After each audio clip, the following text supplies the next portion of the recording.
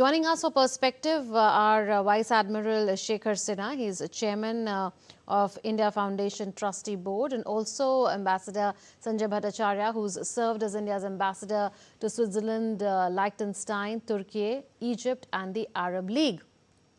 Well, Ambassador, I'll begin with you. Your opening remarks on where does the relationship between India and Maldives stands currently, and what made a complete turnaround in this relationship in a year or so possible? Well, I think Prime Minister's visit on the occasion of the 60th anniversary of Maldives' independence marks three important aspects from my perspective. The first is it's a reaffirmation of the very deep friendship between the peoples of the two countries. It's an old one and it has stood the test of time. It is something that is trusted and reliable. India is the first responder. Maldives is part of our neighborhood first policy, and today is an extension of the Sagar to Mahasagar as well as the Global South. The second one is that as we've always been at the side of Maldives in their times of difficulty and in their times of joy, we have now extended a hand of cooperation on economic front. A free trade agreement is to be worked on, as well as a bilateral investment protection agreement. And there is an announcement of a huge line of credit towards the building of infrastructure. The third aspect that I think is equally important for such close partners is the fact that this particular relationship is based on the foundation of a relationship between people.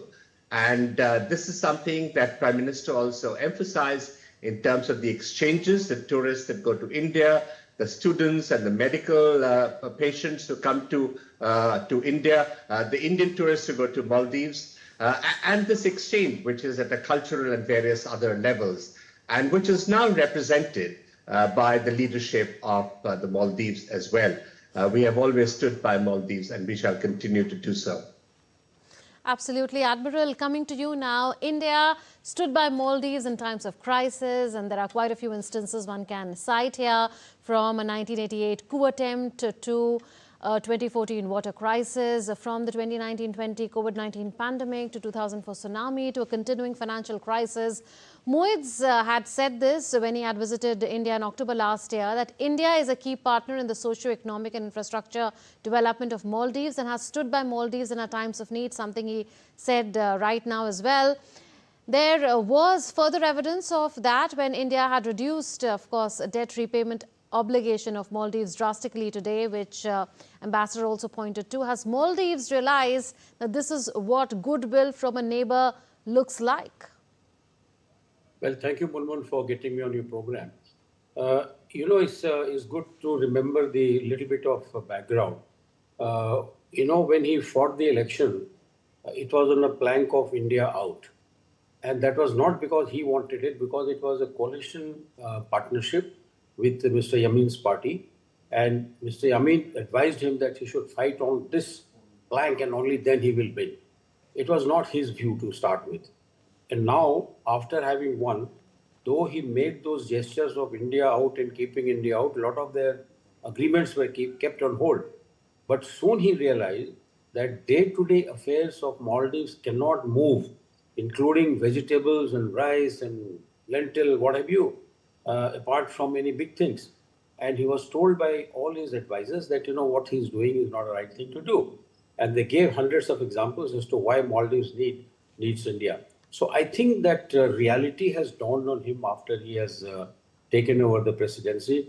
And I'm sure that he must have annoyed President Yamin, who was his coalition partner, but they will manage their own political issue. So here, as you said, there is a complete turnaround from what he was and what he is now. That is because the realities have dawned on him. And I think that, from now on, we will not see very much of Chinese influence, except for the projects which they have already agreed to, projects on which the work is already going on. But it will not go beyond this. And we can talk about the security part even further. Yes, we'll come to that. Ambassador, in October 2024, during the state visit of President Moitz to India, the two leaders had jointly adopted a framework document. It's called India-Maldives, a vision for comprehensive economic and maritime security partnership. Now, both have decided to take various elements of this joint vision forward and explore newer areas of collaboration too. Can such comprehensive cooperation draw both sides so close that it really won't matter which party is in power in the Maldives in future? I think the two sides are already very close. And I think the economic and logistics and people-to-people contacts are actually so deep that it would be very difficult for any one individual to try and shake it off. That is not to suggest that there have not been attempts to do so. There are various parties that may be interested in bridging, in kind of having a divide in this particular relationship. But I think fundamentally the relationship is very deep. What we did during Muizu's visit in terms of that very comprehensive partnership that we had on economic and maritime security issues was to emphasize the two key aspects that are there at the functional level. The economic bondage between the two is very tight, and it is something that India is always willing to extend a helping hand, and Maldives needs this partnership. The maritime security issue, on the other hand, is one in which we see increased contestation in the Indian Ocean region. Prime Minister had advanced this idea of Sagar in 2015, which was elaborated this year in the form of Mahasagar. And I would expect that Maldives would be a very key partner in this particular initiative, given its very strategic location in the Indian Ocean. And so it is very important for Maldives and its leadership to understand that the geopolitics of the region, the emerging trends in the Indian Ocean, are one in which Maldives would benefit in the longer term and in a more stable and secure way in terms of its relations that it has had for a very long time with India. This is also something that will give it greater sustenance in terms of the other preoccupations of non-traditional threats, such as climate change and other things that Maldives is often a victim of, and India has often extended a helping hand in that as well. Right, Admiral, since you were referring to the defense cooperation earlier, since 1988, defense and security has been a major area of cooperation between India and Maldives. Do you think strategic trust is at the heart of our defense engagements? And you would remember that India had immediately withdrawn its troops when they were no longer required, assuaging fears of any Indian dominance or territorial aspirations. So is there an underpinning of trust and defense ties? I think it was more of the geopolitics playing out in that country because of the Chinese influence, which was there very much with the previous president and initially with the present president. And therefore, he did what he did. But let me tell you, the helicopter is back. The aircraft is back. They are flying the way they were. The whole team is back now. So I think that, you know, the geopolitics and political pressures always impact on any agreements that you have. But let me also tell you that about 70% of the Maldivian defense forces are trained in India. They do all the courses. Most of their CDF, the Chief of Defense Staff, they have done their National Defense College or the Staff College here in India. And we will have to ensure that we take on the projects or fund the projects which are helpful to the people. It improves their lives in various islands. And that will earn a lot of respect for India amongst the masses. And that is important. You will also recall that when this India Out campaign, after he won, there was a big demonstration in Male against the president's, this view. And they said we should not be getting away from India because they are the people who knew how important it is. So our security relationship is quite strong, Mulmun. And he had put a stop to the radar chain, which falls into our trilateral cooperation. Now it is quadrilateral, Sri Lanka, Maldives, Mauritius, and India, and some more are going to join. So hopefully those radar stations will, become operational. The Hanimadu airport, which is only about 100 and how much, 140, 138 kilometers from Minicoy Island. That is being built by us. It is already there. It is being extended by us. And all the surveillance radar out there will be put by our own country. Earlier, it was very close to being given to Chinese, which was put to stop by India's sort of suggestion that they should not be doing anything like this. So I think as far as defense is concerned, defense people to people, Mulmul, the cooperation and friendship is fairly strong. What happens to the political aspect that we have all seen, how it has changed.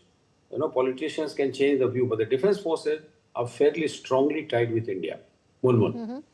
Right, Ambassador, both sides are discussing an FTA, you had referred to it. Also, a bilateral investment treaty is being discussed. Bilateral trade in 2024, if you look at the figures, they cross $500 million. The balance of trade is heavily tilted in India's favor. Now, close on the heels of the India-UK FTA, can these two pacts with Maldives qualitatively improve trade ties, boosted by another settlement system, which is a local currency settlement system between rupee and rupiah, so it will be easier to trade?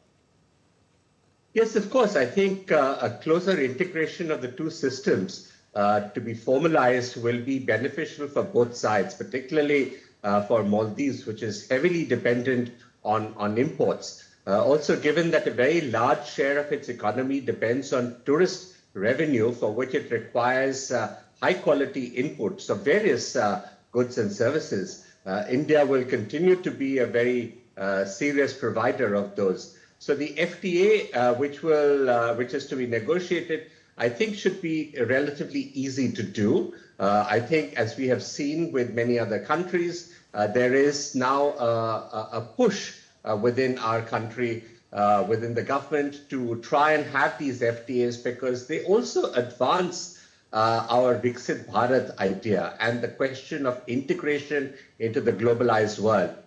I would also wish to add at this point of time that there was, I think, an agreement which was done on digital physical infrastructure, on DPI. Yes, the digital adoption solutions. of the UPI and the use of RuPay cards. And I think all these would be greatly beneficial for the further financial integration, as well as the increased integration that is necessary in the data space in today's context. So this is something that will be good. I was particularly pleased to see that there is a decision to have the investment agreement, because there is a great potential for new investments in Maldives, and Indian entrepreneurs are very keen to participate more actively in the various sectors of Maldives economy, in building its infrastructure, in building its services sector, particularly the hospitality, medical services. And I think this is going to be a win-win situation for both sides. Right, we'll leave it at that. Ambassador and Admiral, pleasure to have you on DD India News Hour.